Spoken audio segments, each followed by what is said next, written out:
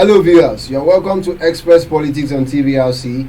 I'm your host for today. My name is Abiola Michael, and with me in the studio is Dr. Akintunde Sonny Vincent. You're welcome, sir. Thank you. It's good to have you once again. Same here. And today we are going to be talking about Bola Tinubu administration, the devaluation of the Naira, and the impact on Nigerians. We have seen since the beginning of the tenure of the president of Nigeria, which is Bola Tinubu, the Naira has devaluated. It has affected a lot of things in Nigeria, like the inflation, like the food, like the economy. In fact, the security, everything has been affected. So today we are trying as much as possible to understand how it has affected and the way forward. So doctor, to my first question of today, how do you think the devaluation of Naira has actually affected Nigeria's economy, particularly in terms of inflation and in terms of purchasing power of the average citizen? Well, if we want to talk about devaluation of currency, Okay. it is imperative that you understand what it implies. All right. Devaluation of currency ordinarily implies, when you make your domestic currency less expensive, that's what devaluation of currency simply implies. But according to IMF, it has two implications. All right. And the first one is devaluation of currency makes your country export relatively less expensive. And the second one is when let me repeat that again. It makes your country export relatively less expensive to the foreigners. Okay. To the foreigners. Why the second one is it makes the foreign product relatively more expensive to the local consumers. Yes. So whatever you are doing at your local level, you are able to export. Those out there, they are able to purchase less. But we from that are in the country. But we that are in the country, we that are in the country, now to get the foreign products that are coming into the country becomes more expensive. Wow. So that's what devaluation of currency simply implies. So it's to the benefit of those that are exporting goods outside the shore of the country. But whatsoever you are getting inside the country is very expensive. Very expensive. Because when you devalue your currency, you reduce your currency to that of to other people's currency, so that they can have access to what you are producing in your country. That's the devaluation of currency. Meanwhile, after you've reduced your currency to the barest minimal level for their own goods, those that are in the country, to get what they produce outside, it will be measured based on the standard of their own currency out there. But compared to the one inside, Compared to, for the consumers, within Nigeria. for example, if the government or those who are producing, they want to export a particular commodity outside the country, you see, people will be willing to buy because we've already float our currency, because our currency has been devalued. Now, if we are going to get what they produce out there, it's not another kettle of fish. It's not become expensive. That's why you say what we used to get for 1,000 or 2,000 naira, when the dollar was still very much like 500 naira, it's now gotten for close to 15, 20,000 naira, 30,000 naira now. Yes. Because the dollar is now 1,600 naira. Everything Because we devalued our currency, we float our currency, just because we want the foreigners to purchase our commodity, to purchase whatever we are producing here, forgetting the fact that the local consumers will be the one to bear the brunt. Thank you, sir. So now let's talk about, now that you have made emphasis on what devaluation is, can we explain the removal of this fuel subsidy? It has contributed to the current economy actually in Nigeria. Like, was it really necessary? Was it necessary? Or do you think it was a necessary measure? It was actually a necessary measure to remove the subsidy. Okay. And if you look at it vividly, yes, when you talk about the subsidy, we have people who ordinarily, or let me put it this way, we have people who initially were in charge of our petroleum products across boards. Okay.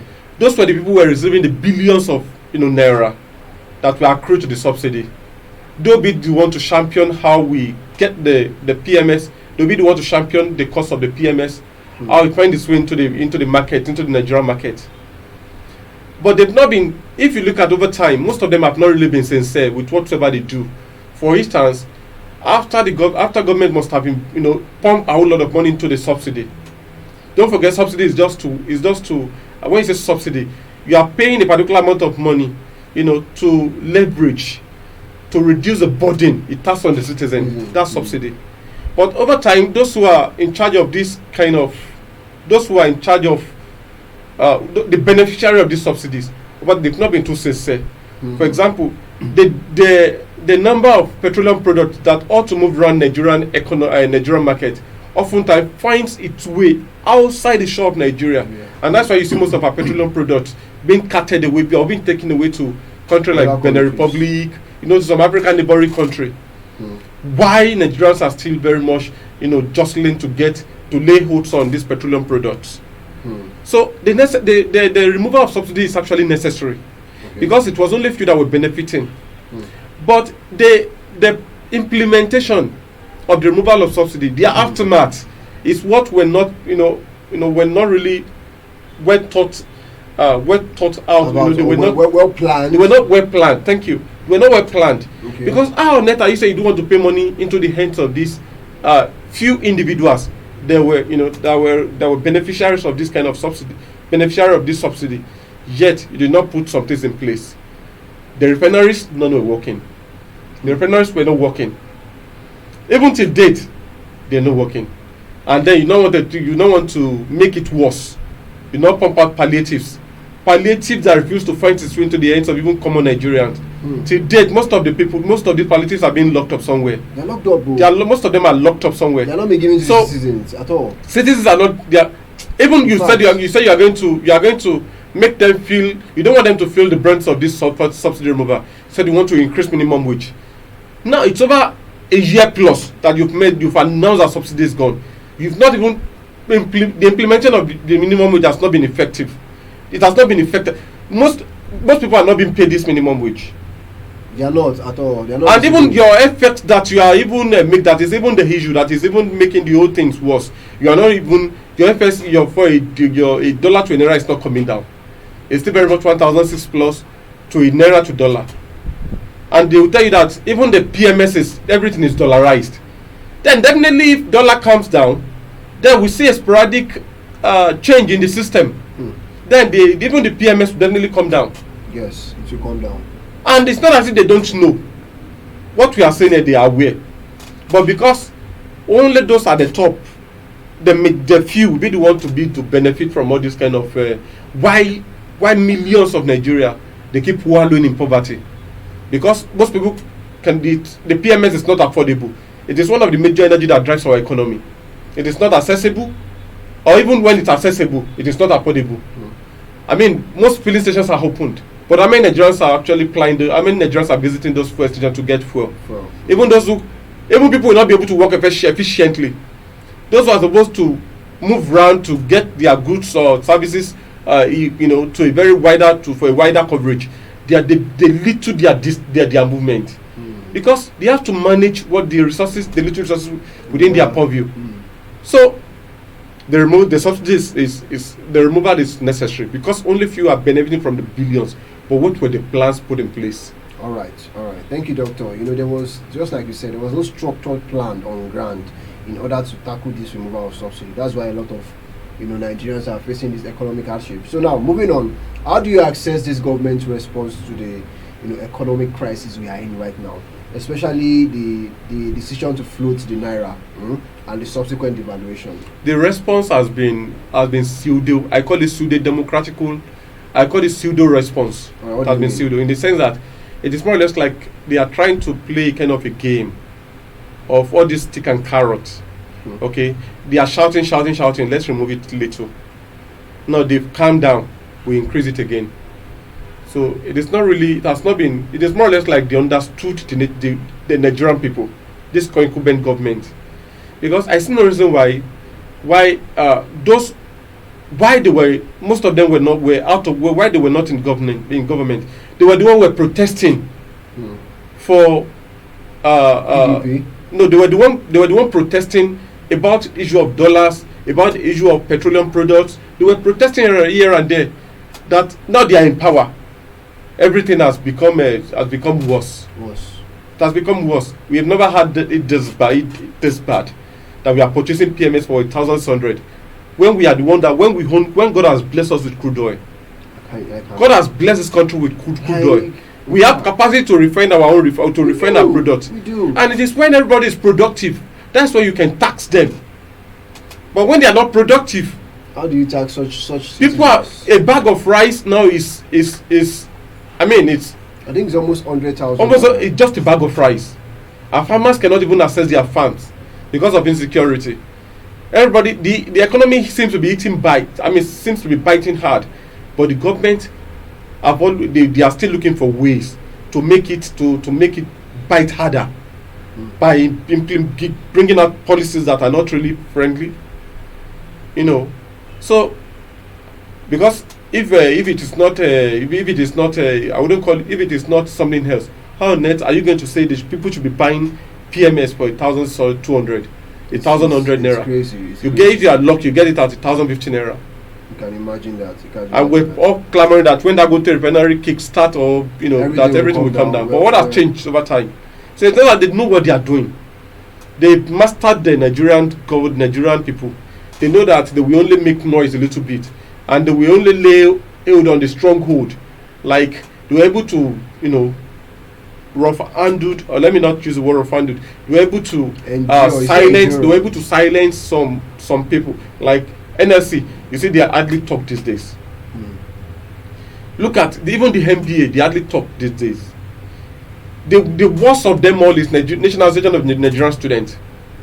I remember back in time, even during the military junta, they stood their ground, the NANs. But now, even universities are closed, they do nothing, they are just there. It has been so many organizations has been watered down.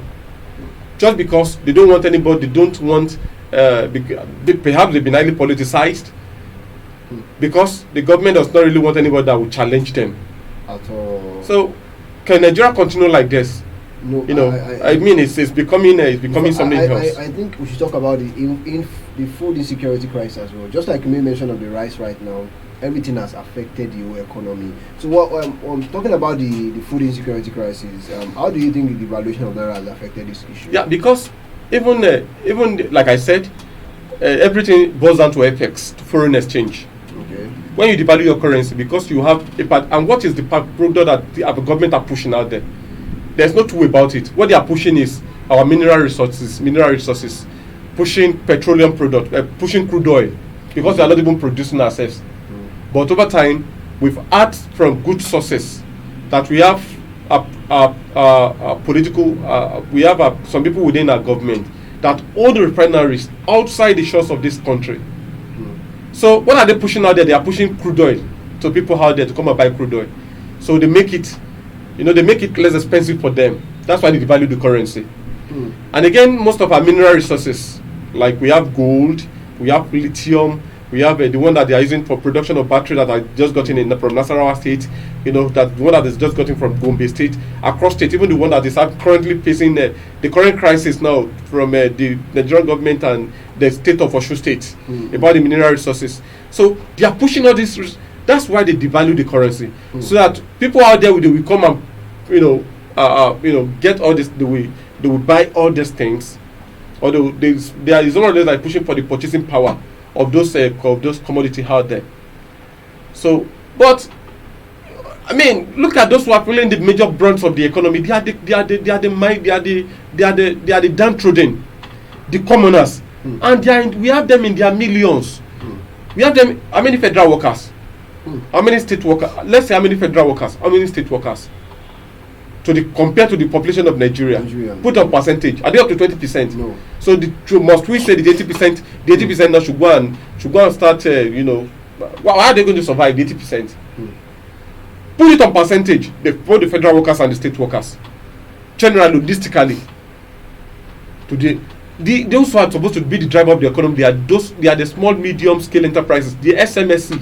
Those who are selling, those who are producing. You mean they are not driving it in the right direction? Most of them cannot even afford to go about their business anymore. Can imagine that. At whose detriment? Because we want to satisfy the few, the minorities, so the majority now should go and. How are they going to survive? So the point is, the government must get it correctly. So, we just talked about food insecurity. Yes. So many families cannot even eat. Even they can barely function on 3 square meal. Even just one meal per day. I mean, the whole thing that's eating up the citizens of so Nigeria. it's really devastating. So now let's move at let's talk about the potential long-term consequences of this devaluation of the naira, both on the economy and its people. What are the long-term consequences if nothing changes? Well, my fear is that this kind of what is actually happening will eventually not increase crime, the level of crime. You've got to open your social media, because open the social media, obviously the police stations here and there. You see the rate at which people are going about crimes on daily basis. You know, because the situation is they've bottlenecked the system. The situation is very, so something like this definitely increase crime, and something like this will also increase the number of protests and strikes. You just heard recently about the university system talking about protest strikes, and the threatening strikes, NSA threatening strike, and everybody threatening strikes. The SANU, the NASU, the technologists, everybody keeps planning for strike because the system is not really the condition is not favorable. It's tensed, a very tensed atmosphere. Now, let's move from the side of the elite to the commoners. Check the roads. How many taxi drivers do you see? Many of them they park their car somewhere else. Most are not even plying the roads anymore. Most have returned back to the farm just for survival, because they cannot cope anymore in the city. No, because when they believe that when they go to the farm, they will have something to put into the sand, that will eventually hit something that they will feed on. So many people have dropped the car and they've returned back to the farm because they cannot cope in the city, and they cannot cope. They can't afford to. They can't afford to, which is we need to. And another terrible cause is that eventually you are not going to get the planned, or let me say the intended revenue, because production will be the production level will be at zero level. When your citizens are not producing, then what are you taxing them for?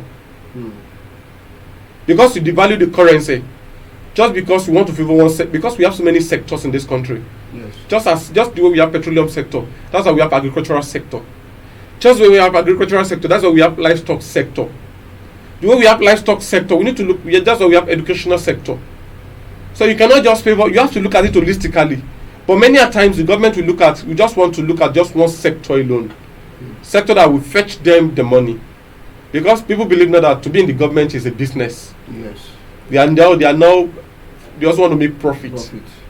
But in the long run, the profit that we've made over time has ended up in the hands of individuals. Posterity and history will never forget too many of them. To date, the money the looted money gotten from Abacha loot. Money gotten from Abacha loot that were returned back to Nigerian Federation was eventually looted also. Was eventually carted away. The looted money was looted. Even the one that is being there, there's one man from Kogi recently that were paying school fees up front. Eventually, what happened to the currency? What happened to the money gotten from, I don't know if he has, but eventually if he has gotten part of money gotten most of the time. So the point is, we need to plan, to make. Of course, the government will be the one to do the budget allocation. Eventually, they'll be the one to execute whatever they want to execute.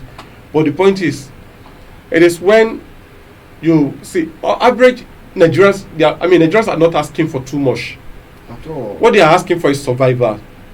At least let the poor breathe. Let them survive. They want to peace. There's dignity in whatsoever in the labor of a person's hands work. There's dignity. But when what that will make the person to work, you've taken it away. Then you've just taken a particular part of him out of him. You've just taken something away from that person. But when you return it back, the person is able to work, even if he's getting little. There is always joy. There's always joy. Yes. So the driver of the economy, don't make it too don't make it too expensive. Make it affordable. Make it accessible. And like I said, we can look at it, over and over again. It has a ripple. It has a long-term effect. when you talk about this devaluation of currency, you know, No, and no, again, I don't think it even has- in among the committee of nation, you know, when you are people, you are being ridiculed, that look at you, and it even okay before I even, like I said, it ridiculed you among the committee of nation. People say in Naira to a dollar is 1,600 Naira. Meanwhile, in a dollar to a cedi, it's not like that. Just Ghana here. To CFA, to this francophone country currency that they spend, they call it CFA. Okay. You know, it's still very much, it's still at the barest minimal level. But we in Nigeria here, our Naira, the giant of Africa. And again, another ripple effect is that it renders some currencies, it renders them useless. Because when you make it, when you rubbish your currency, because you want to favor some foreign counterpart, because you want them to buy whatever you are doing, then whatever you want to get, the purchasing power of what you want to get from them, it becomes very expensive.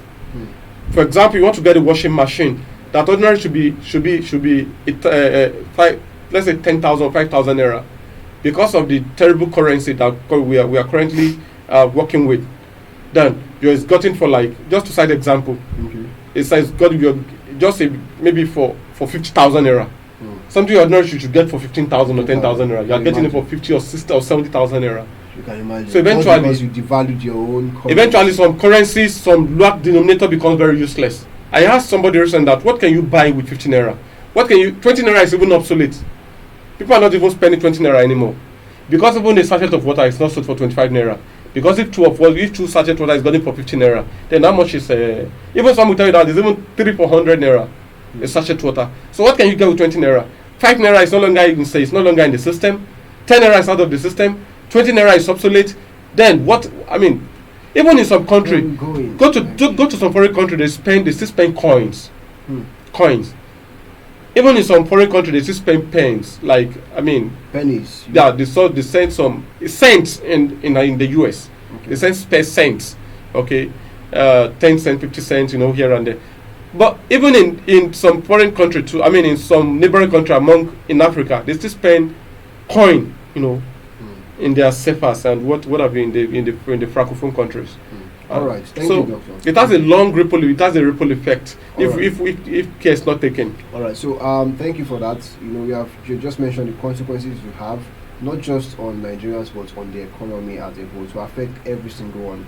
So what is your final note? Now, why saying your final note now? I would like you to highlight a solution to this devaluation of Naira. I know you said a lot already, but just one last note to anchor it all. What is the solution? What must need to be done? I'm talking about something that has to be action driven, that can be taken instantaneously to get the results we are looking for.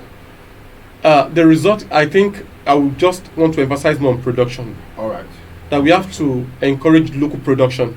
Okay. So that we don't depend on devaluation of currency. If our currencies if they are not devalued, it's still to our advantage.